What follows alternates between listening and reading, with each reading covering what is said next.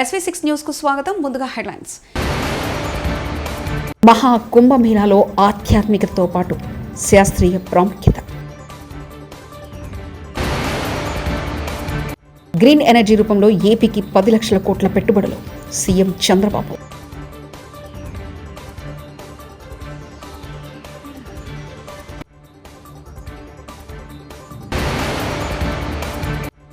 మరి కాసేపట్లో ప్రారంభం కానున్న వైఎస్ అభిషేక్ రెడ్డి అంత్యక్రియలు.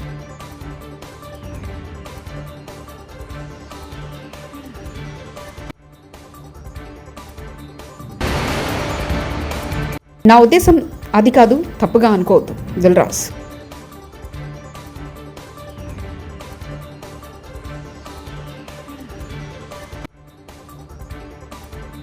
ఏడాది ఉత్తరప్రదేశ్ ప్రయాగ్రాజ్లో జరగనున్న మహా కుంభమేళ ప్రాముఖ్యత గురించి అనేక గ్రంథాలు, ఇతిహాసాలలో కూడా ఉందని ప్రసిద్ధ ధ్యాన గురువు రఘునాథ్ గురుజీ అన్నారు. ఆధ్యాత్మికతలో శాస్త్ర శోధన అనే సిరీస్లో ఈ మేరకు వెల్లడించారు. ఇది భారతీయ తత్వశాస్త్రం, విజ్ఞానం ఎంత అభివృద్ధి చెందాయో రుజువు చేస్తుందని చెప్పారు. 1000 సంవత్సరాల క్రితం మన భారతీయ తత్వశాస్త్రం, విజ్ఞానం ఎంతో ఆధునికంగా ఉండేవో, మన పూర్వీకులు ఎంత ప్రగతిశీలంగా, చైతన్యవంతులుగా, జ్ఞానవంతులుగా ఉన్నారో తెలిపారు. అల్లు అర్జున్కు కోర్టులో ఊరట. సంధ్యా థియేటర్ తొక్కిసలాట కేసులో అల్లు అర్జున్కు ప్రతి ఆదివారం పోలీస్ స్టేషన్లో సంతకం చేయాలని నిబంధనలు మినహాయిస్తూ తీర్పు వెల్లడించింది నాంపల్లి కోర్టు. అలాగే విదిశాలకు అల్లు అర్జున్ వెళ్లేందుకు అనుమతిచ్చింది కోర్టు. రాష్ట్రానికి 10 లక్షల కోట్ల పెట్టుబడులు గ్రీన్ ఎనర్జీ రూపంలో రానున్నాయని ఆంధ్రప్రదేశ్ ముఖ్యమంత్రి నారా చంద్రబాబు నాయుడు తెలిపారు. అనకాపల్లి జిల్లా పూడిమడకలో గ్రీన్ హైడ్రోజన్ తయారవుతుందని అన్నారు. మిగిలిన ప్రాంతాల్లో తయారయ్యే సౌర, పవన, పంప్డ్ స్టోరేజ్ విద్యుత్ను పూడిమడకకు తెస్తే వాటి ద్వారా హైడ్రోజన్ ఉత్పత్తి అవుతుందని చెప్పారు. ఉత్పత్తి అయ్యే హైడ్రోజన్ ఎరువులు, రసాయనాలు తయారవుతాయన్నారు. ముఖ్యమంత్రి చంద్రబాబు ఇవాళ మీడియాతో ఇష్టాగోష్ఠి నిర్వహించారు. హరిత ఇంధనం ద్వారా తయారయ్యే వీటికి విదేశాల్లో మంచి డిమాండ్ ఉందని, దీంతో ఎగుమతులు పెరిగి మనకు లాభం వస్తుందన్నారు. అల్యూమినియం, ఉక్కు ఉత్పత్తికి హైడ్రోజన్ వాడితే వేడి బాగా తగ్గుతుందని తెలిపారు. ఎన్టీపీసీలో బొగ్గు మండించడం ద్వారా వచ్చి కార్బన్ డైఆక్సైడ్ను పూడి మడక తెచ్చి హైడ్రోజన్ ఉత్పత్తికి వాడితే కాలుష్యం తగ్గుతుందన్నారు. గ్రీన్ కో కంపెనీ కాకినాడలో నాగార్జున ఫెర్టిలైజర్ టేక్ఓవర్ చేసి గ్రీన్ అమోనియా తయారు చేసి విదేశాలకు ఎగుమతి చేస్తారని చెప్పారు. ఈవ్ టీజింగ్ కు పవన్ వార్నింగ్. అమ్మాయిలను వేధిస్తే ఈవ్ టీజర్ల భరతం పడతామని డిప్యూటీ సీఎం పవన్ కళ్యాణ్ హెచ్చరించారు. పిఠాపురం పర్యటనలో ఆయన మాట్లాడుతూ, ఈవ్ టీజింగ్ అనేది నాకు చాలా చిరాకు. ఆడపిల్లల్ని వేధించి అదో గొప్ప విషయం అనుకుంటే తొక్కి నార తీస్తా. ప్రతి ఇంట్లోనూ ఆడపిల్లలు ఉన్నారు.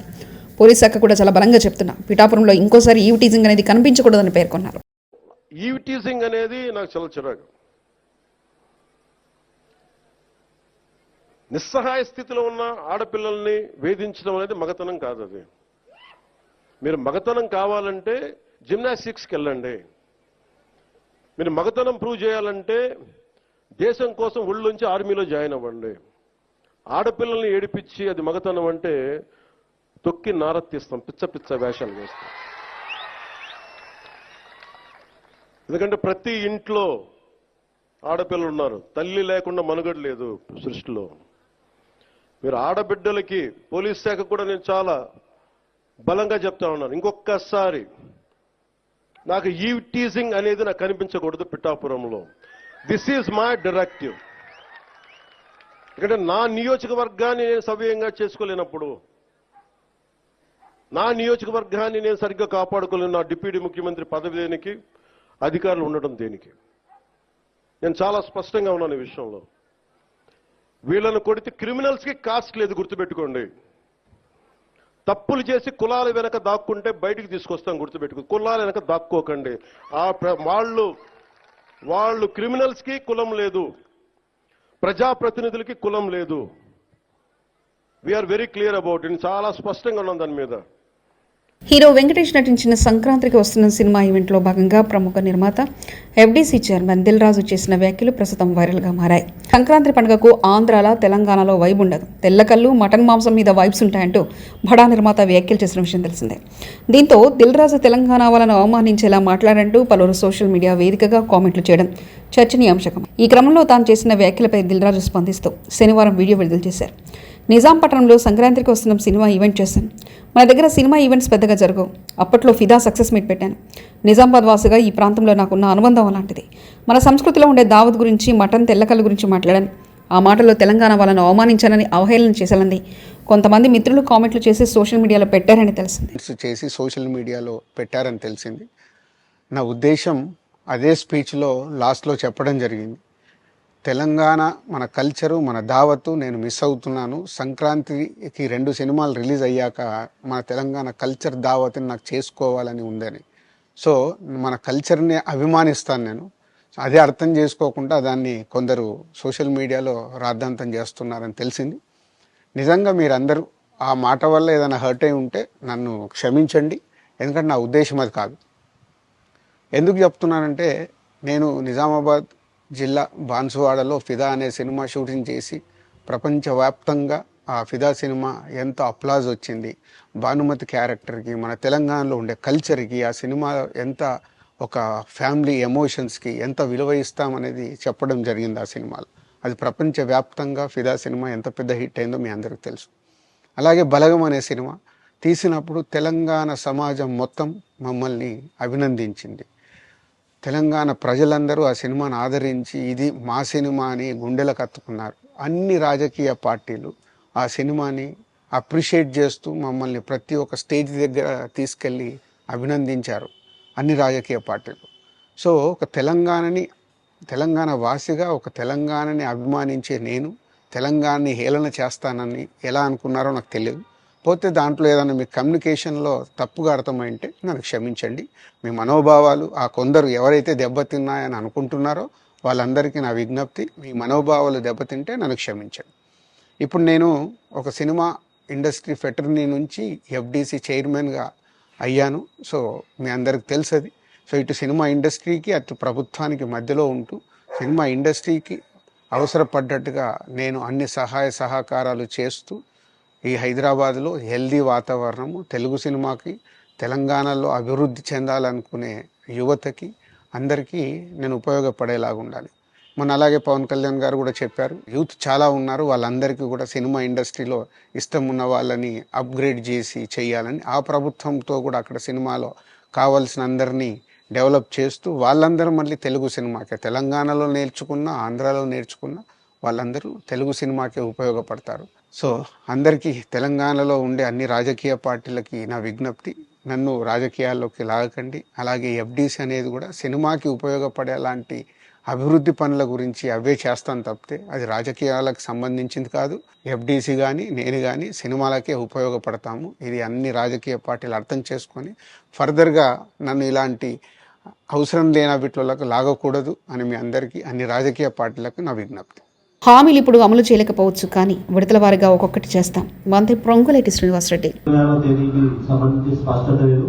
ముఖ్యంగా మహిళలకు సంబంధించిన 4,500 రూపాయలు, అలాగే విద్యార్థులకు సంబంధించి మోటార్ బైక్, అలాగే తులం బంగారం సంబంధించి మీ ఎన్నికల హామీ, మీ కాంగ్రెస్ పార్టీ ఇచ్చిన హామీకి సంబంధించి స్పష్టత ఈ జనవరి 26వ తేదీకి వచ్చే అవకాశం ఉందా?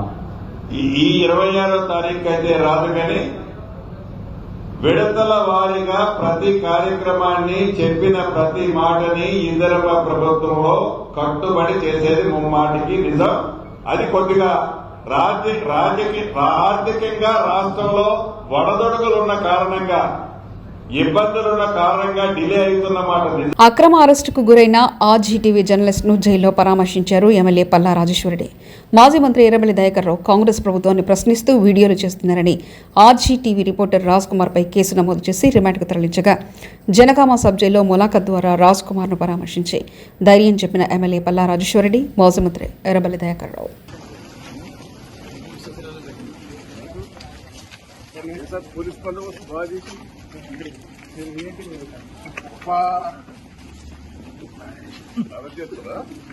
రోగులను వదిలేసి బర్త్డే వేడుకల్లో పాల్గొన్న ఆసుపత్రి సిబ్బంది, అటెండర్స్ లేకపోవడంలో రోగిని భుజంపై 7వ అంతస్తు వరకు మోసుకెళ్లిన రోగి భర్త, నిజామాబాద్ జిల్లా ప్రభుత్వ ఆసుపత్రిలో రోగులను వదిలేసి ఆసుపత్రి సూపరింటెండెంట్ ప్రతిమారాజ్ బర్త్డే వేడుకల్లో పాల్గొన్న రేడియాలజీ సిబ్బంది, మెడికల్ స్టాఫ్, ఫిడ్స్తో ఆసుపత్రికి వచ్చిన లక్ష్మి అనే మహిళలకు వైద్యం చేయకుండా నిర్లక్ష్యంగా వదిలేసి వెళ్లిన సిబ్బంది, డ్యూటీ ఎగ్గొట్టి బర్త్డే వేడుకల్లో పాల్గొనడంపై ఆగ్రహం వ్యక్తం చేసిన రోగులు ఆసుపత్రి ఎదుట రోగుల బంధువులు ఆందోళన నిర్వహించారు.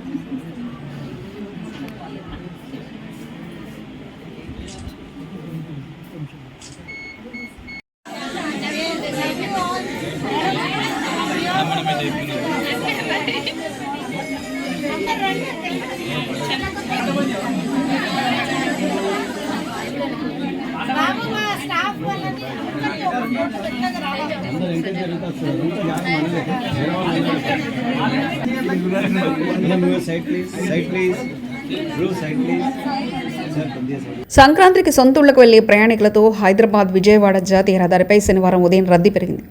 దీంతో అబ్దుల్లాపూర్ మెట్ నుంచి కొత్తగూడెం వరకు వాహనాలు నెమ్మదిగా కదులుతున్నాయి. చౌటుప్పల్ పతంగి టోల్ ప్లాజా వద్ద ట్రాఫిక్ జామ్ ఏర్పడింది. సిబ్బంది 10 టోల్ బూత్ల ద్వారా ఏపీ వైపు వెళ్తున్న వారిని పంపిస్తున్నారు. హైదరాబాద్ వైపు వచ్చే వారిని 6 గేట్ల ద్వారా పంపిస్తున్నారు.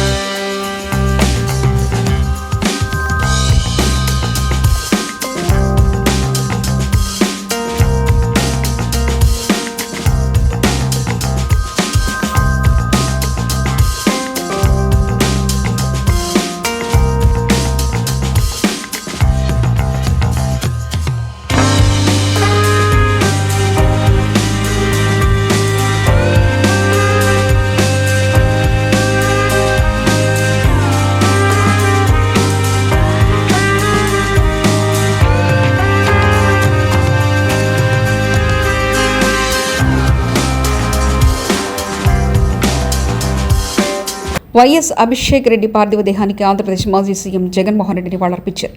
తన సోదరుడు అభిషేక్ రెడ్డి అంత్యక్రియల నేపథ్యంలో పులివెందుకు వైఎస్ జగన్ చేరుకున్నారు. అనంతరం ఆయన పార్థివ దేహానికి పూలమాలలు వేసి నివాళులర్పించారు. చిన్న వయసులోనే అభిషేక్ చనిపోవడంపై జగన్ తీవ్ర ఆవేదన వ్యక్తం చేశారు. మరి కాసేపట్లో అంత్యక్రియలు ప్రారంభం కానున్నాయి. వైఎస్ అభిషేక్ రెడ్డి తీవ్ర అనారోగ్యం కారణంగా చనిపోయిన సంగతి తెలిసిందే. అభిషేక్ కొన్ని రోజులుగా అనారోగ్యంతో బాధపడుతున్నారు. దీంతో హైదరాబాద్లోని ఏఐజీ ఆసుపత్రిలో కుటుంబ సభ్యులు చేర్పించారు. పరిస్థితి విషమించడంతో మంగళవారం రాత్రి ఆయన తుదిశ్వాస విడిచారు. మహాకుంభమేళాలో ఆధ్యాత్మికతతో పాటు శాస్త్రీయ ప్రాముఖ్యత. గ్రీన్ ఎనర్జీ రూపంలో ఏపీకి 10 లక్షల కోట్ల పెట్టుబడులు సీఎం చంద్రబాబు.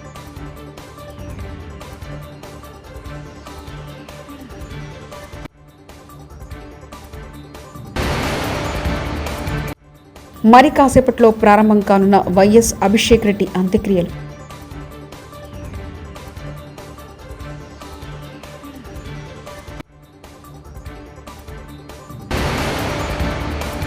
నా ఉద్దేశం అది కాదు, తప్పుగా అనుకోవద్దు. దిల్రాజ్.